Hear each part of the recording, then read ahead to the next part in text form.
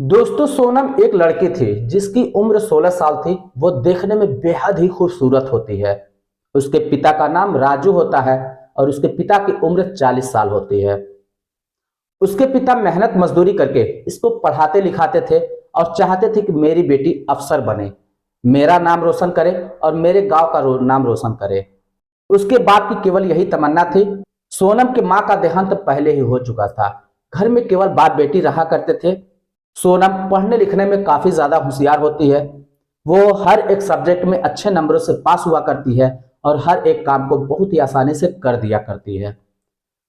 सोनम इस समय 10 में पढ़ रही थी। जिस स्कूल में वो पढ़ रही थी उसके स्कूल की दूरी उसके घर से 2 किलोमीटर होती है।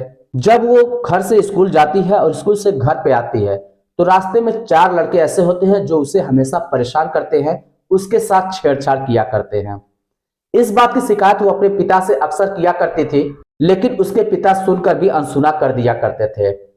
इस तरीके से दोस्तों 2 महीने बीत जाते हैं। 2 महीने के बाद एक दिन सोनम अपने पिता के पास आती है और उनसे उल्टा सीधा बातें करने लगती है और कहती है कि आप मर्द नहीं, आप नामर्द हैं। जो बाप अपनी बेटी की इज्जत नहीं बचा सकता, जो बाप अपनी बेटी की रक्षा नहीं कर सकता, ऐसे बाप को होना या ना होना दोनों बराबर है। आपको चुल्लू भर पानी में डूब मरना चाहिए। इस बात को सुनकर सोनम का पिता भड़क जाता है और वो तुरंत बाजार की तरफ जाता है और वहां से एक गोली लेकर आता है और सोनम के सामने ही खा लेता है। जब वो गोली खा लेता है उसके बाद बाप बेटी में कुछ ऐसा होता है जिसकी आप कभी कल्पना भी नहीं कर सकते। हाँ दोस्तों, जब आप लोग सुनेंगे ना तो आप हैरान रह जाएंगे। और इस वीडियो से दोस्तों आपको एक बहुत बड़ी सीख मिलने वाली है। तो आइए जानते हैं पूरी कहानी इस वीडियो में। लेकिन वीडियो में आगे बढ़ने से पहले बस वही छोटी सी रिक्वेस्ट, वीडियो को लाइक नहीं किया तो वीडियो को लाइक कर दीजिए, चैनल को सब्सक्राइब नहीं किया तो सब्सक्राइब जरूर कर दीजिए और कमेंट में अपना नाम और अपने शहर का नाम लिखना बिल्कुल भी मत भूलिएगा, जिससे हम अगली वीडियो में आपका नाम ले सकें। तो चलिए शुरू करते हैं। दोस्तों बिहार में एक समस्तीपुर जिला है। उस जिले में एक छोटा सा गांव है। उस गांव में एक छोटा सा परिवार रहता है।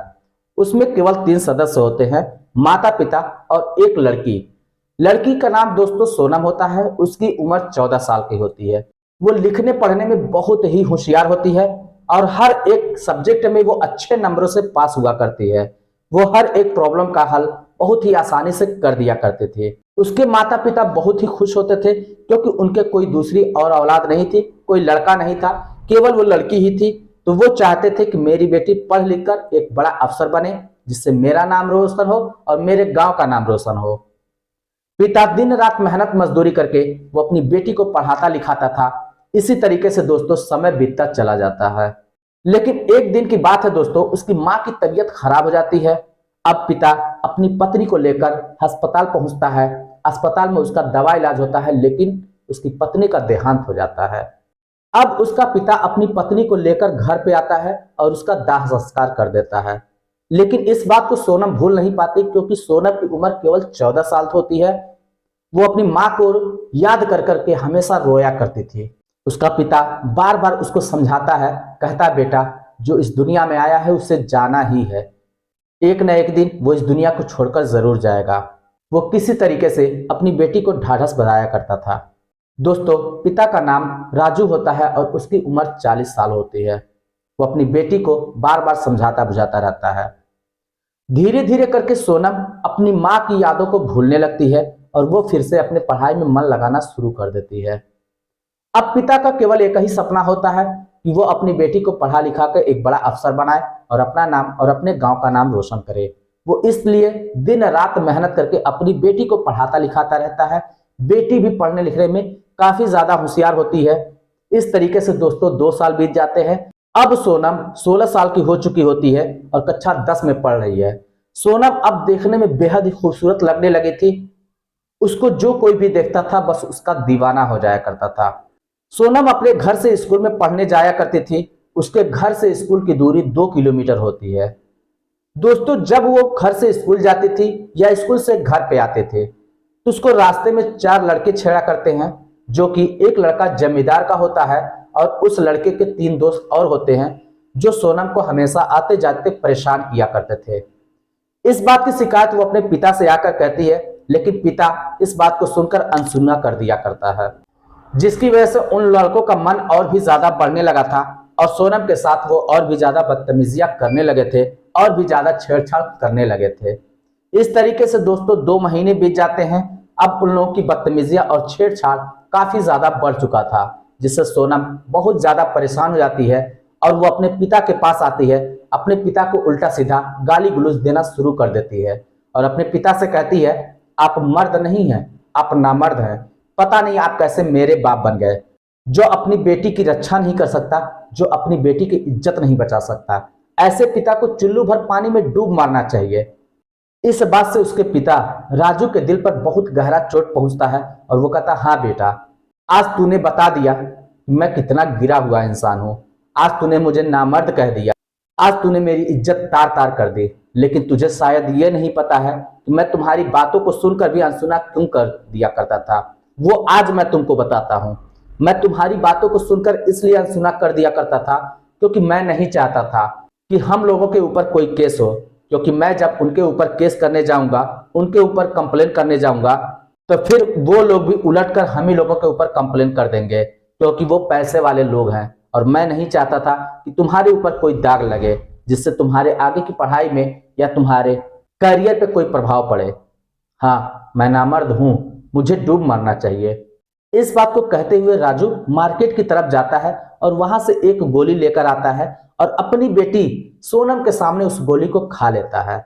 खाने के बाद दोस्तों अब राजू की तबीयत खराब होने लगती है। सोनम जब अपने पिता की तबीयत को खराब होता हुआ देखती है तो वो बेचैन हो जाती है, वो रोने लगती है। वो तुरंत ही आस पड़ोस के लोगों को बुलाती है। आस पड़ोस के लोग आते हैं और उसके पिता को लेकर तुरंत ही अस्पताल पहुंचते हैं। अस्पताल में जब पहुंचते हैं तो अस्पताल में उसका इलाज शुरू हो जाता है। कुछ समय के बाद डॉक्टर बताते हैं कि इसने एक ऐसी दवा खा ली है जिसे इसे नहीं खानी चाहिए थी, जिसकी वजह से इसकी मृत्यु हो गई है। अब इस बात को जब सोनम सुनती है तो वो दहाड़े मारकर रोने लगती है और कहती है, अब मैं किसके सहारे जिंदा रहूंगी? अब मेरा कौन है इस दुनिया में जो मुझे सहारा देगा, जो मुझे संभालेगा, जो मुझे देखेगा? तभी गांव वाले पुलिस वालों को फोन कर देते हैं कि सर आइए, यहाँ पे कुछ हादसा हो गया है। पुलिस बोलती है, ठीक है, मैं तुरंत आता हूं। दोस्तों आधे घंटे में वहां पुलिस आ जाती है। पुलिस आने के बाद फिर सोनम के पिता की लाश को पोस्टमार्टम के लिए भेज दिया जाता है। पोस्टमार्टम की जब रिपोर्ट सामने निकल कर आती है तो उसमें पता चलता है कि इसने वो गोली खा ली है जिसे इसे नहीं खानी चाहिए, जिसकी वजह से इसकी मृत्यु हो गई है।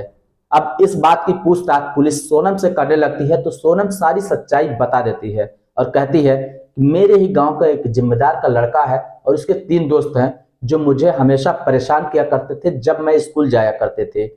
इस बात की शिकायत मैं अपने पिता से किया करते थे, मगर मेरे पिता उस बात को अनसुना कर दिया करते थे।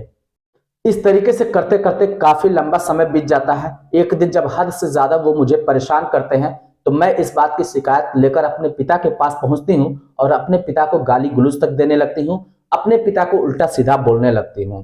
इस बात से दुखी होकर मेरे पिता बाजार जाकर एक गोली लाकर खा लेते हैं, जिसके बाद उनकी यह हालत हो गई है, जिस वजह से इनकी मृत्यु हो गई।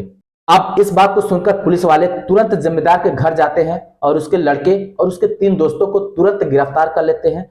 गिरफ्तार करने के बाद उनको कोर्ट में पेश किया जाता है, उन पे केस चलता है और उसके बाद उनको 3 साल की सजा हो जाती है। अब दोस्तों पुलिस सोनम को उसके चाचा चाची के वहां पे छोड़ देती है और कहती है कि तुमको आज से यहीं रहना है, और उसके चाचा चाची को भी सख्त हिदायत देती है, कहती है इससे कोई भी दिक्कत यहाँ पे नहीं होनी चाहिए। जब ये 2 साल और बड़ी हो जाएगी, यानी जब ये बालिग हो जाएगी, तो इसकी शादी विवाह भी आप ही को करना है। इस बात को कहकर पुलिस वाले वहां से वापस हो जाते हैं और सोनम वहां पे रहने लगती है। इस तरीके से दोस्तों धीरे धीरे करके 2 साल और बीत जाता है। सोनम की उम्र अब 18 साल हो जाती है। उसके चाचा एक जगह पे रिश्ता तलाशते हैं, उनको एक बहुत ही अच्छा खानदान का लड़का मिलता है, उससे सोनम की शादी कर दी जाती है। सोनम अपने ससुराल चली जाती है और वहां पे अपने वैवाहिक जीवन को व्यतीत करने लगती है। तो दोस्तों ये रही कहानी। आपको कहानी कैसी लगी आप हमें कमेंट बॉक्स में लिखकर जरूर बताइएगा। चलिए फिर मिलते हैं नेक्स्ट वीडियो में, तब तक के लिए जय हिंद।